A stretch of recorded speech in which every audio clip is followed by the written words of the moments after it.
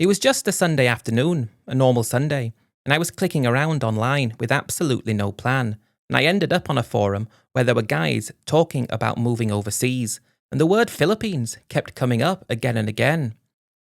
They were talking how cheap it was to rent there, how friendly the people were, and how far your money went, and they even said that the beaches there were like beaches nowhere else in the world. One thing that struck me was how they said you could eat out every day and still have money left over.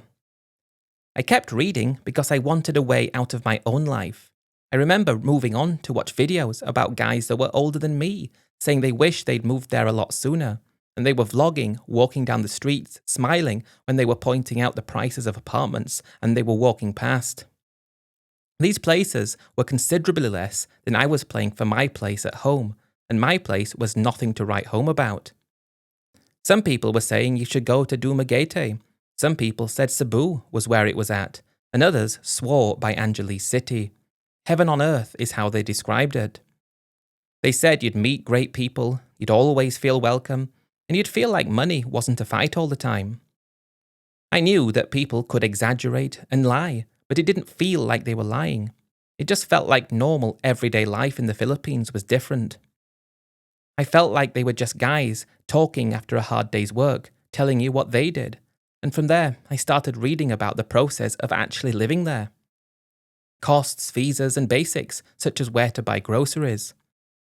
Before that Sunday afternoon, I'd not even considered something like this. But now I'm writing down numbers and trying to calculate what I'm missing and what else needs to be added to this. It grabbed me and stayed in my head throughout the week. And every time I'd go back in the evenings, I'd type Philippines in Google again. And then I started checking flight prices, and that's when everything started to feel real. I want to be perfectly clear from the get-go, I'm not a rich man, and I was never going to be, but I did have a chunk saved because I'd kept my head down for years and I never went wild. I thought about how much I had, and it did feel like a regular guy like me, it was enough. Not enough for me to retire in the States, not even close. But when I thought about the Philippines and everything that I'd learned and what the numbers people were posting online about what they spent, I told myself I could make that work and it wouldn't be a stretch. I'd be able to stretch my money, and if I could do that, maybe it was then my turn to start living once and for all. It's one thing to watch someone saying how much they spend for certain things and watch while they're eating food they eat and think, yes, I can do that, that looks fun. And I did think I could do that. I could live on less than I could live on in the States. I could drink less, I could walk more, I could be more careful, and maybe, if needs be, I might pick up a little bit of online work. I told myself, just for something to do, not out of necessity, and I started writing a small budget for myself based on what I liked and what my needs were. I'm just a man who wanted a different life. I'm not an accountant, so when the numbers staring back at me said you can live on $1,000 a month, it felt like I would and I wouldn't be missing out, and I felt a draw to the Philippines the more I researched it. I did think if the worst came to the worst, I could try it for a year, and if I failed, returned. I'm not going to lose all my money in a year, but I did feel that if I moved to the Philippines, I would have some kind of security, and that security is something I've never had.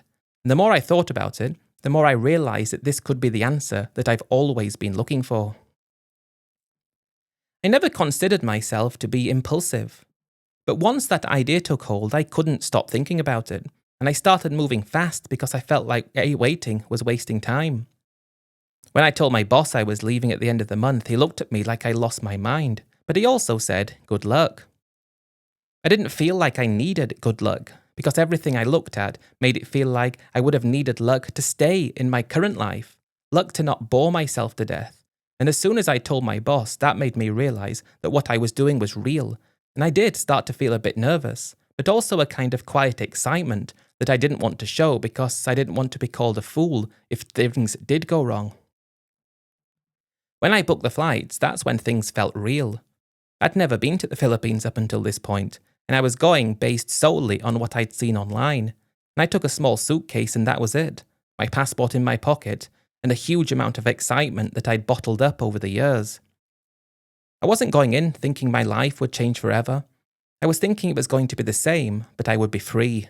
I wasn't thinking about miracles, thinking like that, thinking life would all of a sudden be something different. I was just expecting it to be different. I'm struggling to explain. I was just meaning I wasn't expecting to live like a king on the amount of money I had. I was just expecting to be able to survive and have a good life, and that's all I was bothered about. I'd like to admit to being a little bit scared, but I hung on to that feeling because it meant I was doing something different, and because I was doing something different, it was okay to be a bit scared. I convinced myself it was better than doing nothing at all. If I did nothing at all, I'd never get anywhere, but now it was my turn. It was my turn to enjoy myself, and I felt like I'd earned it, and that was enough to get me on the plane for the flight west. I couldn't sleep on that flight. I was nervous, I was scared, but I was also excited at the same time. It's a long way to get there. I can remember twiddling my thumbs waiting to get there, and it's uncomfortable when you're sat at the back. I was on overload of the sensors when we got there. It took me back because it wasn't anything like I expected it to be. I think deep down I expected it just to be a cheaper and a little bit different version of where I was from, but that couldn't have been further from how it actually was. To me, it felt like a different world altogether, like we'd left Earth, and I didn't know in the early stages if I liked it or not, but I soon warmed up to it by the time I made it to my hotel. I was staying near a meter. I don't know why I chose that, it was just something that guys talked about, and I wanted an easy transition into life in the Philippines. I remember my first interaction, which was with the hotel staff. They were so polite, and the "hello sir" you used to get when you're in the Philippines. "Hello sir" everywhere you go, with the slight attempts at an American accent, and I thought that was a really great introduction.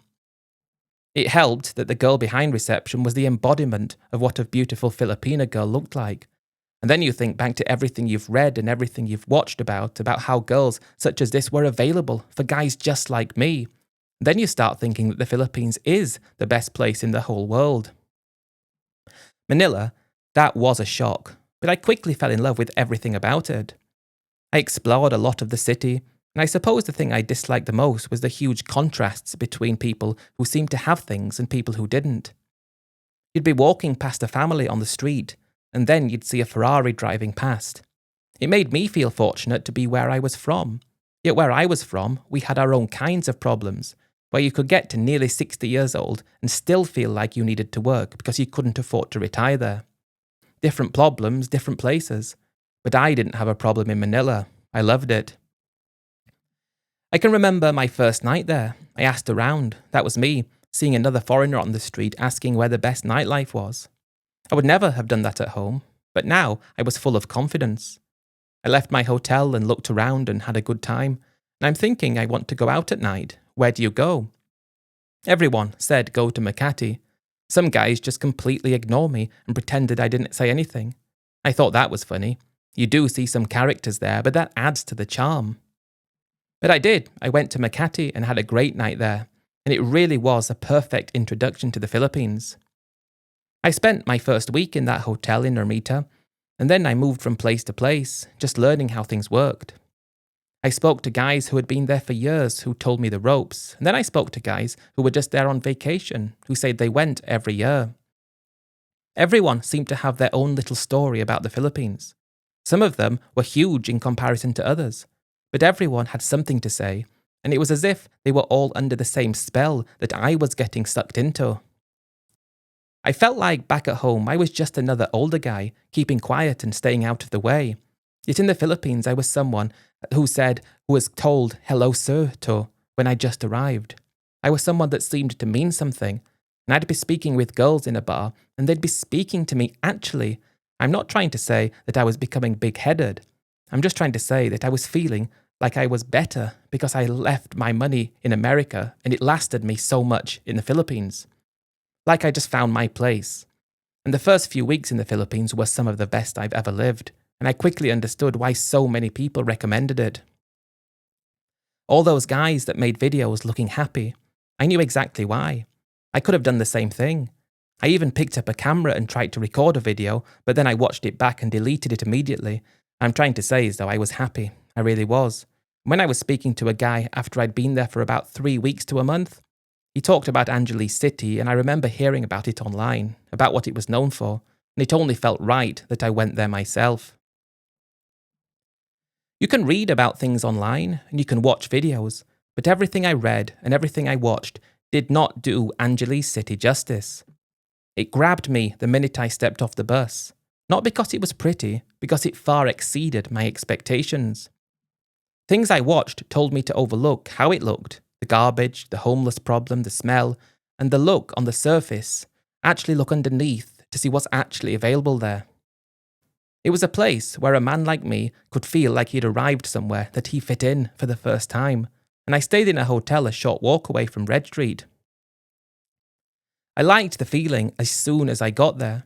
I paid for a month up front in the hotel, and they gave me a good price, which was good, and I just wanted to get stuck into it.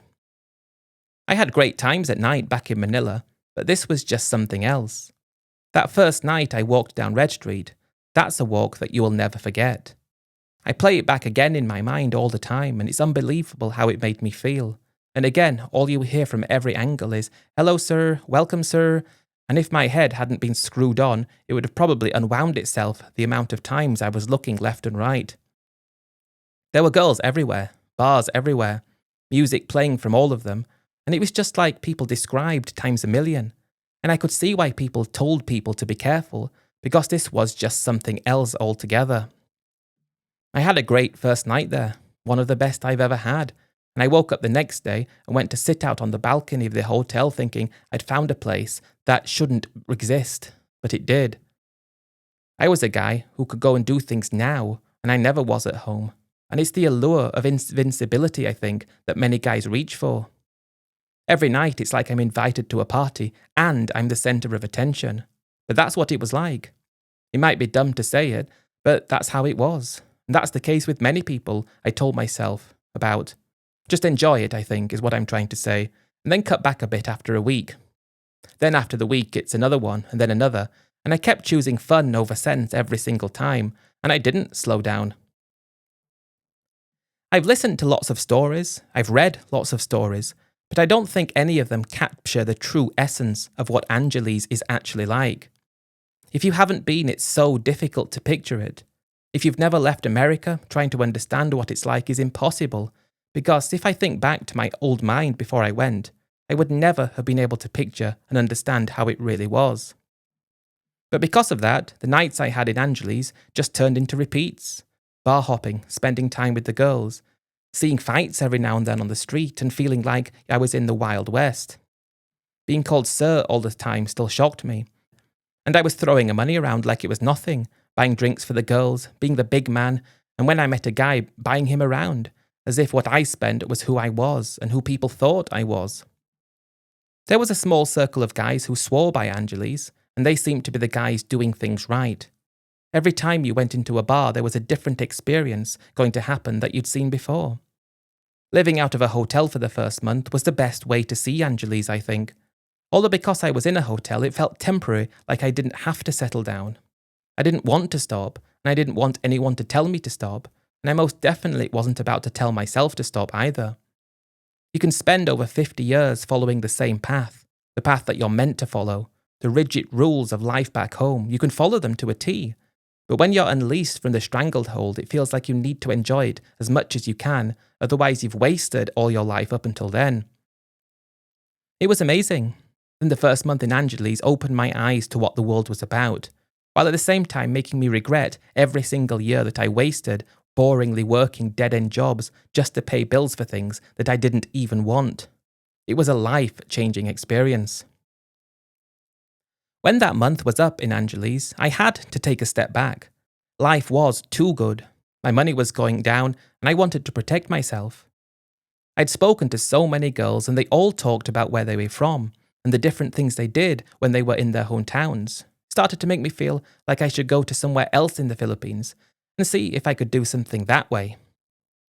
I thought I was smart in that sense, because as much as I was loving Angeles City, as much as I could have spent the rest of my life doing the same thing every day, I knew it wasn't sustainable, and I knew that I was just another guy, as much as I didn't want to admit it to myself. I reasoned with myself, though, I could spend a bit of time with Angeles City, and most of my time somewhere else, and not let it take over me like it was doing. A few of the girls I spoke to said they were from an island called Cebu. I'd heard of that described many times online, and I'd seen videos about it, So I decided to go there and drag myself away from Angeli's. It was painful getting the bus down to Manila, but I knew it had to be done, and Angeli's was there waiting for me if I ever wanted to go back. When I got to Manila Airport, I walked in and bought a ticket right there, straight to Cebu. There was a flight leaving in only an hour, so I managed it just in time, and then, not long after, I find myself in Cebu, which again was night and day different to Manila and Angeli's. I was surprised by how much I liked it. The fact you had the beaches close by, you had the big city, you had the modern conveniences, but you had the best of both worlds, it seemed. Big city, relaxing beach vibes, and a go a bit further away, nice countryside.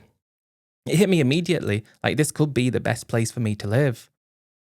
As much as I loved Angeli's city, living there might not be a good idea, but here this could work for me, and I wasn't far away from anywhere else in the Philippines. A plane ride away, and I think pretty much on the first day, I'd already decided that Cebu was where I would live. The first night of being in Cebu, I went out down Colon Street, and they still had great nightlife scene there, but it wasn't the same as Angeli's, but it didn't have to be. I had a good time going to different kinds of bars, and I did feel more settled, although I'd only been there for a day. Going to Cebu was what I needed. I knew I needed to live somewhere like that, and it wasn't unrealistic. There can't be temptations to the level of Angeli's close by because if they were, I would get carried away. And the following day, I was already looking for long-term accommodation. I wanted somewhere convenient, but also tranquil, and that's a happy medium you've got to wrestle with if you're living in Cebu. But I did choose somewhere that was convenient, just a condo in the city. It was only small, but it was all I needed. A one-bedroom unit, reasonably high up with a great view, and I could see the sea, although I couldn't walk there in less than 30 minutes. I moved in 5 days after arriving in Cebu, and that's when I thought that I was finally settled. I wasn't going out as much anymore, although I missed it. I missed what Angeli's had, but I just said to myself it's fine, enjoy this and treat yourself every now and then when you feel you can't hold back. So that's exactly what I did. I spent 6 great months in Cebu, had to leave the country and come back in order to stay, but I wasn't looking into better visa options. I wasn't too concerned at the time because I was just getting settled in. I met up with a few other expats, and although we didn't become close friends, we called each other every now and then to meet up, and it was just like a normal life. There I was, living, not spending much money, and thinking that this is my life forever. 6 whole months I spent there. I had a few girlfriends, but nothing serious. But after those 6 months, I knew it was time for a trip, and the only place that made sense was going to Angeli's, so I did. I planned to go and stay there for between 2 weeks and a month. No firm plans, and just take it as it came. It felt so great to arrive back in Angeli's city. I went to the same hotel I stayed at before, and they even remembered me, which felt good. And before I had time to drop off my bags, I'm already down Red Street, and it's the middle of the day. I was only going to be there, like I said, 2 to 3 weeks, and I had a Mexican meal the first day down Red Street. If you know the place, you know. And I just went into the first bar when I finished my meal. Like every other time in Angeli's city, when I had been there that month, I did things the same. Although this time, when I was in that first bar, the girl that came to sit next to me, when she said she was from Cebu, I felt like I could have a conversation with her about it because I lived there. I told her I lived there and I loved it there. Told her about my condo and how it looked over the sea and how I spent my days. And she said she loves it there, but she can't really work there, so that's why she's here. I felt like I had a connection with her straight away, and that connection was Cebu. Because of that, it felt different to all the other experiences that I'd had in Angeli's city. Before long, we're out of the bar together, drinking somewhere else, talking about Cebu, her life, her 2 kids living with her parents, how her father of the kids left and hasn't been seen since, and how she missed her kids and wished she could live there. She was very matter-of-fact, explaining her life as if it was a list of things she had to do, and she didn't hold back when it came to talking about her work. And part of me was put off, but part of me was excited because she could be mine. I was already thinking about that. When you already think something like that, it's hard to unthink it, and a week later she's still with me. I'm not going to the bars the same because she's with me, and when we do go to the bars, she's with me and it's not the same. So after a week I asked her if she'd like to go to Cebu with me, spend a bit of time there. She said yes. That split-second decision, made across the course of a week I suppose, would see us both going to Cebu together. I felt inseparable from her almost straight away, and I look back and think that it was that connection about Cebu, that what we had in common, made it feel more real. She was 21, at this point I was close to 60, but we had Cebu in common and that seemed to be the only thing that mattered. We arrived at my place and she said the view was amazing. She'd never been up that high before, and that felt good to be able to give her that experience for the first time. She said she was from further up north in the island in a very poor location, and I said, would you like to go together, visit your family? You can introduce me to them as your boyfriend. That was the first time I used that word, and she was a little bit hesitant, but she said, are you serious? When I said yes, I want you to be my girlfriend, things moved quickly. I feel like I latched onto her, I think, because of the Cebu connection. Because she was beautiful, sweet, tiny and petite, and everything that you'd think of when you thought of Filipina. A week after being there, we're already visiting her family, and they have a few strange glares as if to say, are you sure this is the right thing? But they were so poor they welcomed it, they seemed, and I felt nothing about giving them some money to help out. That's when you first realise that money can start vanishing before you've come to terms with what's going on. I'd just given out about $5,000 just as a way to say, don't worry, I'm here to help. And it felt good. It felt so good I didn't even notice I was doing it. How quickly things can change. And from then on, we were boyfriend and girlfriend, and she was living with me. This was at the end of 2022. I'd got there just when the country opened after COVID, and now it's like, not only am I living somewhere amazing, somewhere I'm lucky to have been, I'm with a great girl. Everything felt like it was coming together, and the rest of my life seemed destined to be great. After we visited the family, everything felt more real. We weren't talking about marriage yet, that was something I wasn't even thinking about, and she never mentioned it either. But I felt like we had a real connection and I wanted to be with her. I wasn't quite yet 60. I was going to be getting some social security at some point, but this would be a number of years away. But I did have enough money up until then. At least, I thought I did. I felt like we were getting serious with each other very quickly. She's living with me and she goes out to see friends all the time, and I didn't have a problem with her doing that. I went out to see friends too. I developed friends in the expat circle, and I was happy with that. And we went out together all the time as well. But when she came home and the look on her face, the look on my face, it was that things were dreams are made of. But what came next would be a difficult time. It started out just like it does for everyone, I suppose, asking for a little bit of money for things that I didn't seem as relevant or necessary. But I go along with it to keep the peace, and it's not causing me too much stress because it's only a very small fraction of what I got. It was great in the sense that she was living with me, but it was also like in Angeles City every time I saw her, that made it feel more special, like I had Angeles City with me. I felt very proud and lucky that I'd met her in Angeles City. When I saw some friends who lived in Cebu, who met their girls in Cebu in different places, I felt different because I met her in the best place in the Philippines. I went into it with the understanding that where you meet someone carried how your relationship would last. Yet I don't know if she had the same understanding as I did. At this point, I probably had about $60,000 left, enough to get me to Social Security, and that was good. And I wasn't concerned about $1 here and $20 there, or even $100. It was just part of the budget that I'd set, and I was good to go until I got Social Security, and I was just happy to be with her.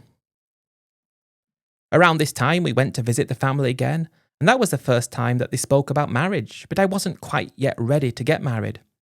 She didn't seem too bothered, but she did want to please her family, and she said, well, maybe we can get married in a few months, and I just said okay. Before I knew it, I'd agreed to get married, even though I never planned to, and that was quite difficult to think about because I didn't really want that kind of connection, at least yet. I was happy though. Life was like I'd always wanted my life to be at home. Being able to do things, being able to eat out, being able to enjoy myself. But not only that, I had this great girl by my side, and it was all that we both needed. She was always talking about little things that she wanted to do, that required money, but after I'd given her a certain amount in a month, I wouldn't give any more, so there was no way I could go over budget. She seemed to be fine with that, and that was all that mattered. I made a decision, though, that would come back to haunt me, and that was to transfer all my money from America into my account in the Philippines. I felt like the exchange rate was good at the time, and because of that I wanted to lock in the rate for my money. This had to last for 3 or 4 years, and then I could get Social Security, and then I'd be there forever. We opened a joint account and I put the money in. I thought it would be good as an emergency. If I was in hospital, for example, needed to pay for something, she'd be able to help. I thought it was a sensible thing to do. I didn't think too much of it, but I did feel like we were a great couple and I was prepared to get married to her. I'd already come to terms with that, even though I wasn't quite comfortable with the idea of getting married. I was prepared to do it for her and to make her and her family happy, because that was important to me. We spent 6 months together, just as normal. We went back to Angeles City for a week during those 6 months and had a blast there. I allowed myself some time in the bars and she went with me as well, and she was open to things and I was happy how she was. I felt like my life was just coming together exactly like I thought it would, and if someone had asked me then, did I make the right decision going to the Philippines, I'd have looked at them straight and said, you bet I did. It was the best decision I ever made. After we returned from Angeles, everything's normal again. A few weeks go by and I'm happy, and I'm just out one day with one of my expat friends having a beer, talking about the Philippines and how great it was. I returned home and she wasn't there. That wasn't out of the ordinary because she liked to go out and see friends too, but she hadn't returned by night time, so I gave her a call, but she didn't answer. I thought she must have been having a few drinks and I left her to it. But when I woke at 1 a.m. and she still wasn't back, I tried to call again, and no answer. I started to get a bit worried, thinking something had happened to her. By the time morning came around and she's still not there, I'm calling her again and she's still not answering. So I called her only friend that I had the number of, but she didn't answer as well. I tried not to worry, think maybe she's gone to see her family, maybe she's with a friend. I tried to tell myself it would be fine and I just ignored it, thinking she'll be back by midday. But she wasn't back by midday, so I went out for lunch, trying to keep myself busy to take my mind off it. And by evening she wasn't back as well, and I was really starting to worry because I couldn't get in touch with her. I sent message after message. I called her so many times, but no answer. So I went out that night and actually had a few drinks to calm down, and returned home and went to bed, and she wasn't there in the morning. I didn't know what to do. I thought about going to see her family, see if they knew where she was, but I wasn't there yet. So I decided to leave it another day, and if she hadn't come back then, I would go up to see her family, to see if they knew where she was. Because she hadn't arrived back the following morning, I tried to put it to the back of my mind, thinking that I would go and see her family the following day. And because I was short of cash, I walked outside to the closest ATM and put the card in. No money. I couldn't withdraw anything, so I thought the ATM must be broken, and I went to another one. I couldn't take money out there as well, and I checked the balance. It was zero. There was no money in the account. I froze, thinking there must have been a mistake. But then I thought, does that explain it? There's no money in the account and I can't contact her, and I've not seen her, and then the shocking realization that could be a possibility hit me, and I went back to my room to grab my passport and went straight back to the bank to speak to them. There was a big queue at the bank, and I was just shuddering and moving around like I wanted this queue to move out of the way so I could get to the bottom of it. And when I finally spoke to someone, they said, yeah, there was a withdrawal for all the money from this branch at this time, and it's gone. I sat there frozen at the realization of what had happened. She'd taken all the money. And then I'm thinking back to the time when I opened the account to put the money in, and it was a joint account. I just thought that's what couples did. Couples had joint accounts, don't they? I didn't expect her to do that. I thought we were in love. I was in love with her, and she told me she was in love with me. I wouldn't have done it if I didn't think she loved me. And now all my money's gone, and I'm sat there at the bank frozen, not knowing what to do. All my money was in the account. I mean, I had about $3,000 in the States, but all my money was in that account, and now she had it. And according to the bank, she had the right to take the money out because it was joint property. I couldn't believe it. I sat there half frozen thinking I was in a nightmare, but I wouldn't wake up. The bank said they were sorry, but she had the right to take the money out. I thought about going to the police next, and that's where I went, and they told me what had happened. They said it was a joint account. She didn't steal from you. She didn't trick you. She didn't do anything. I just told them I thought we were in love. I think they thought I was stupid because it was a joint account, and in essence, I'd given that money to both of us, and she was fully able to take it out, so it was my fault. I couldn't believe they were telling me it was my fault. The next thing I thought to do was go and see her family. There was nothing else I could do. So I got myself there as quickly as I could after using my US ATM to get some money out of my last $3,000, hoping she'd be there and I could convince her to give me at least some of the money back. But when I got there, she wasn't there. Her parents said they hadn't seen her. I told them what had happened and they looked and said they were sorry, but it wasn't their problem. It wasn't their fault and they were right, it wasn't. But she vanished into thin air. I had no idea where she was and I couldn't get in touch, and her parents couldn't get in touch. The police didn't want to know because it was a joint account, and all of a sudden, my perfect life in the Philippines had now collapsed around me, and there was nothing I could do about it, apart from come to terms with it. Otherwise, there was nothing else. That's how everything went wrong for me in the Philippines. A stupid mistake, a stupid error, and falling in love with a bar girl in Angeles City because I felt like I had a connection with her because I lived in Cebu and that's where she was from. I did love her, I did, and I thought she loved me. I just thought it was a sensible step, open a joint bank account because that's what couples did. That's what couples did. I have to keep saying it because it is what couples did. At least they did where I was from. I had no choice but to leave the Philippines because I didn't have enough money. I had that little bit in the States which was enough for a plane ticket and not much of anything else, and I had to return and start working again, waiting for Social Security. I'm pleased to say that I will be getting it shortly, and I will be going back to the Philippines. I love it there, and I can live on the money I will get from Social Security. But I shouldn't have had that 3-year hiatus because of what she did. I couldn't believe it, and I still can't believe it to this day. We were in love, and she just took my money. She took all of it without remorse and left, and I tried to blame myself because I shouldn't have given her the chance to do that, I suppose. But I loved her, and I didn't think she would have done it. I thought I was showing her respect, but I wasn't. I was just giving her the opportunity of a lifetime to rob me, and she did. One thing I would say is if you're going to the Philippines, like I will soon, don't put anybody in a position where they can take anything from you easily, because it's not the same as it is at home. Or maybe I was just too trusting all along, I don't know. But that was a shocking lesson that I had to learn.